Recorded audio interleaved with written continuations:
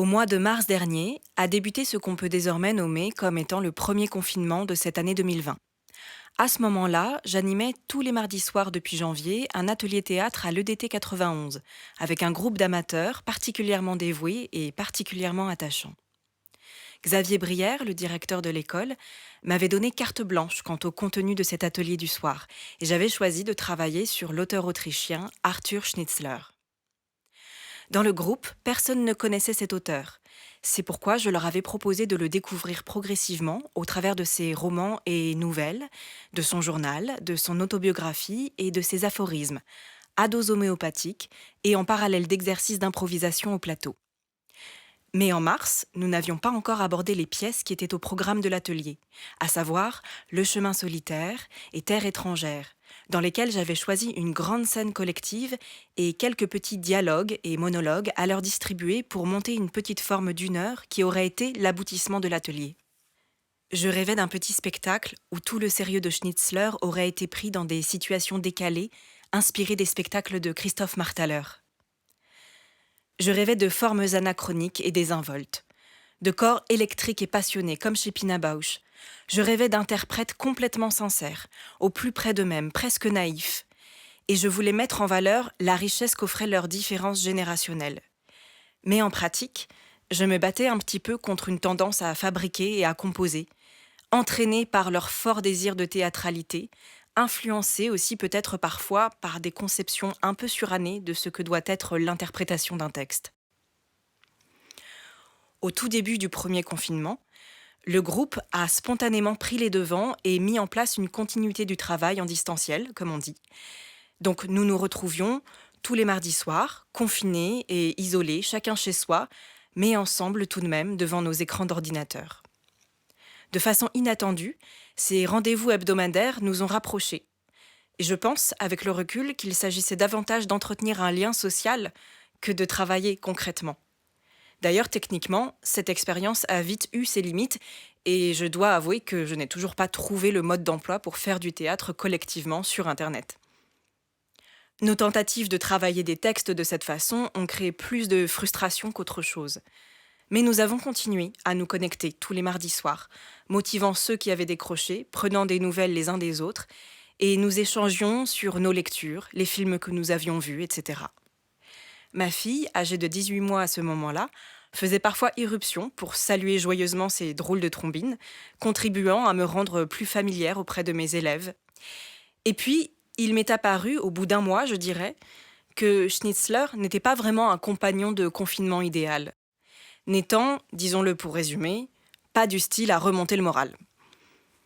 Petit à petit, la motivation s'est étiolée, l'atelier a été mis en suspens, reporté à la rentrée, repris effectivement en octobre, de nouveau reporté sur des week-ends, avant d'être complètement annulé en raison d'un nouveau confinement.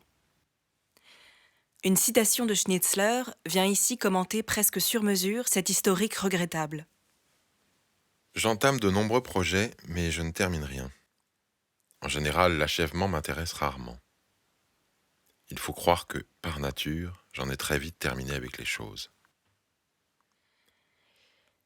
Mais comme mon besoin de consolation est impossible à rassasier, j'ai donc décidé de faire un petit montage à partir d'audio que je leur avais demandé d'enregistrer au printemps, pour constituer une sorte d'archive très subjective de ce confinement particulier avec Schnitzler. On va donc entendre Salma, Nedjma, Vinod, Nadine, Bruce, Marine et Nina nous lire quelques textes de Schnitzler et puis aussi nous livrer parfois leurs réflexions, leurs ressentis à la manière de petits témoignages. Pour les introduire et pour finir le mien de témoignage, je citerai un aphorisme de Schnitzler duquel j'avais tiré le titre du spectacle. Y a-t-il une oreille assez fine pour entendre le soupir des roses qui se fanent ?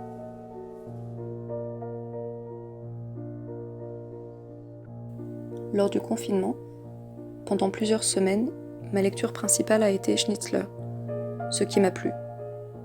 Et ce qui m'a plu a fini par me déplaire. J'ai finalement arrêté ma lecture en raison des intrigues que je trouvais trop sombres pour moi à l'époque.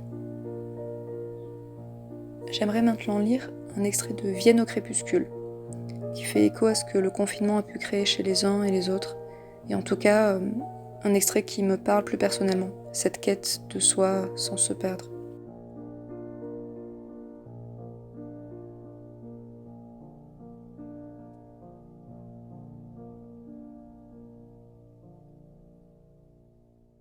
Oui, mon cher Jorg, il n'y aura probablement pas de solution avant. Pour notre époque, il n'y en a pas, c'est sûr. Tout au moins, pas de solution générale. Il y aura plutôt 100 000 solutions différentes, car il s'agit justement d'une affaire que, jusqu'à nouvel ordre, chacun doit régler avec soi-même, comme il peut. Chacun doit voir, lui-même, comment sortir de sa colère, ou de son désespoir, ou de son dégoût, pour gagner n'importe quel lieu où il puisse respirer librement. Peut-être y a-t-il des gens qui, pour cela, devront aller jusqu'à Jérusalem. Je crains seulement que beaucoup d'entre eux, une fois ce prétendu but atteint, ne se retrouvent alors complètement désemparés. Je ne crois pas du tout que de telles marches vers la liberté puissent s'entreprendre en campagne, mais au-dedans de nous. Et c'est à chacun de trouver en soi-même son propre chemin. Pour cela, il est naturellement indispensable de voir le plus clair possible en soi-même, d'éclairer les recoins les plus cachés de son être, avoir le courage de sa propre nature, ne pas se laisser égarer. Oui, voilà ce qui devrait être la prière quotidienne de chaque honnête homme. C'est la fidélité à soi-même. Comment me suis-je sentie pendant le confinement ? Je dois avouer que ça a été franchement douloureux. Et ça me fait du bien de relire cet extrait de Vienne au crépuscule. Bien sûr, je garde de bons souvenirs des messages, des coups de fil et des emails, des rires, des problèmes techniques, des coups de mou, des traits d'humour, des personnes du groupe avec qui j'ai continué à échanger. Et puis surtout les séances de répétition avec les gens pendant le confinement m'ont été bénéfiques. Paris contient à proprement parler le monde entier. On y a le pressentiment de l'infini, et dans ce sentiment, il s'en faut de peu qu'on ne se sente aussi seul que dans le désert. Ce passage, il m'a particulièrement frappée parce que j'avais l'impression que Schnitzler évoquait une réalité que je connaissais bien, mais qui était aussi très éloignée de ce qu'on était en train de vivre, loin de cette capitale bondée, puisqu'on était tous confinés chez nous. Ce qui m'a touchée, c'est aussi le rapport à la solitude qu'il décrit, le fait de se sentir seul, ensemble. Je crois que c'est cette manière qu'a Schnitzler de convoquer l'intime de la façon la plus subtile, qui m'a parlé aussi dans la lettre qu'il a écrite à son amie Clara Polazek le lendemain du drame de sa vie, le suicide de sa fille Lily âgée de 18 ans. Particulièrement lorsqu'il écrit « Chaque phrase que je veux commencer se brise sur son insuffisance. Et le mot douleur est devenu ridicule, car maintenant je sais que je vis pour la première fois ce que Dieu a voulu dire par là. » J'ai l'impression dans ce passage qu'il représente une sorte de condensé de ce que j'ai pu percevoir de l'œuvre de Schnitzler. À ce moment précis, dans cette phrase, c'est comme s'il mettait de côté le côté Schnitzler qui écrit des aphorismes avec beaucoup de distance pour éclairer un Schnitzler plus humble, plus humain, qui met son souci de précision au service de la description fidèle de la souffrance qui le hante personnellement. Finalement, je pense que la lecture de Schnitzler est devenue très ardue pendant le confinement, et du coup j'attendais avec impatience nos rendez-vous Skype du mardi soir tous ensemble, qui venaient mettre un peu de joie de vivre dans une atmosphère qui était plutôt sombre et sérieuse en général. C'était devenu un vrai rituel qui compensait l'absence de plateau, nous a permis d'échanger et de nous rassembler, au moins virtuellement, d'aller un petit peu picorer dans les œuvres en toute liberté. Ce confinement, il m'a fait prendre conscience du bonheur que ça peut être de plonger ensemble à la recherche d'une époque, d'une existence, de l'histoire d'un homme. Et je crois que je peux maintenant dire que Schnitzler a été pour moi comme un petit compagnon de route pendant une période qu'on n'oubliera pas.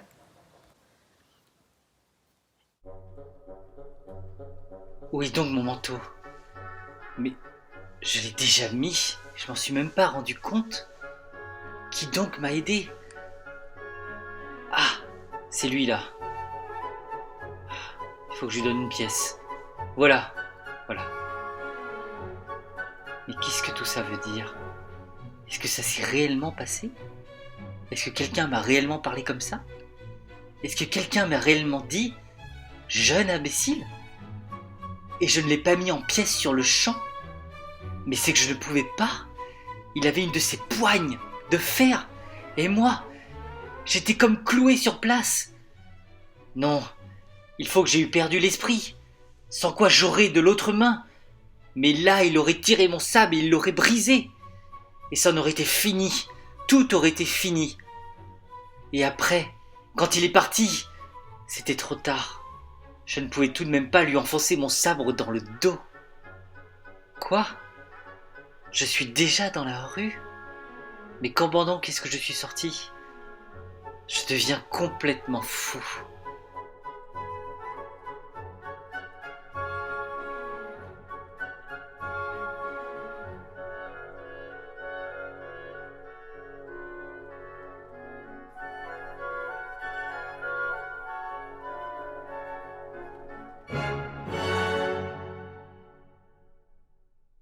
Assis côte à côte sur la plage, nous nous sommes parlé aujourd'hui comme deux étrangers. À nos pieds, un enfant s'amusait avec du sable et des cailloux. On eût dit que rien ne pesait sur nous. Nous étions comme deux indifférents que le hasard de la vie de plage a réunis pour un moment.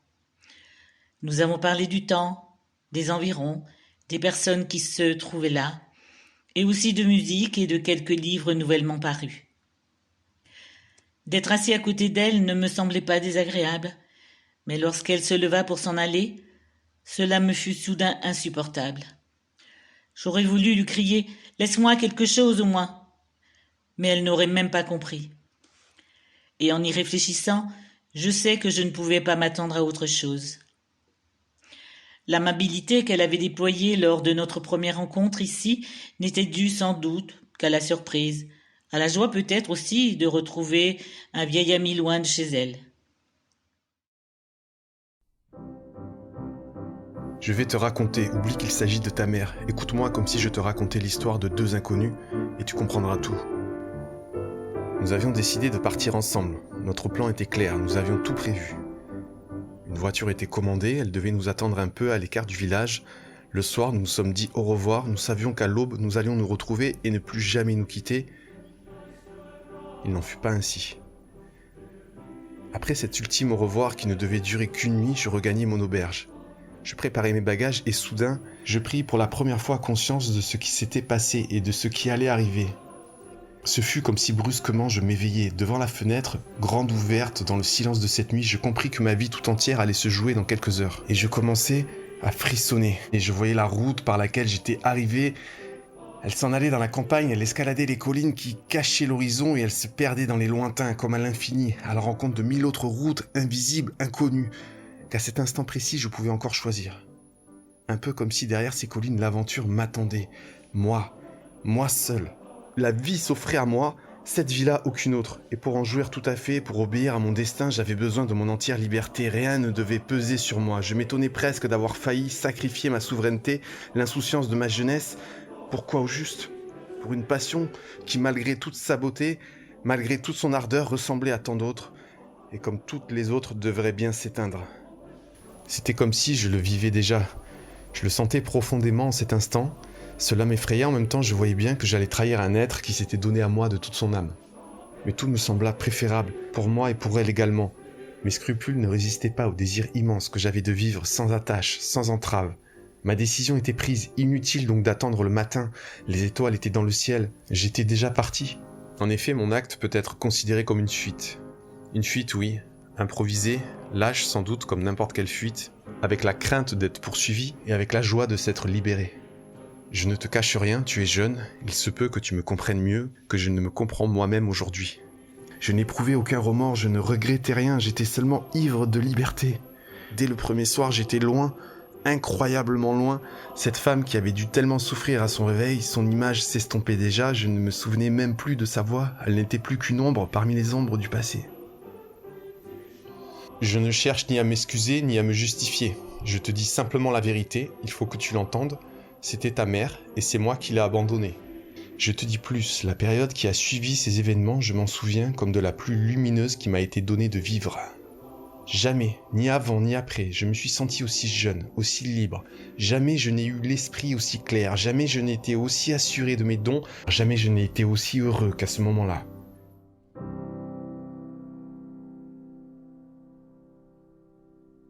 Le théâtre, je l'ai découvert donc à l'EDT, donc entre octobre 2018 et juin 2019, donc sur un atelier du soir avec Valérie Blanchon, sur la pièce de Pedro Cadivar, Pays. Et donc ça a été le mot révélation, il est peut-être un peu fort, mais en fait, ça a été du bonheur pour plein de choses. Enfin, la prise de conscience a été assez rapide de me dire, waouh. J'ai repris à l'EDT en janvier 2020, donc sur un autre atelier qui était le mardi soir, et donc avec Catel Donis, où on a travaillé autour des œuvres de Schnitzler. Et là, ça a été immédiat aussi, hein. Dès le premier soir, j'ai eu le même sentiment après le retour du premier cours que ce que j'avais eu en fait lors de ma première année, de ma première expérience de théâtre. Donc, est-ce que c'est parce que ça se passe à l'EDT, qu'à l'EDT tout est génial comme ça ?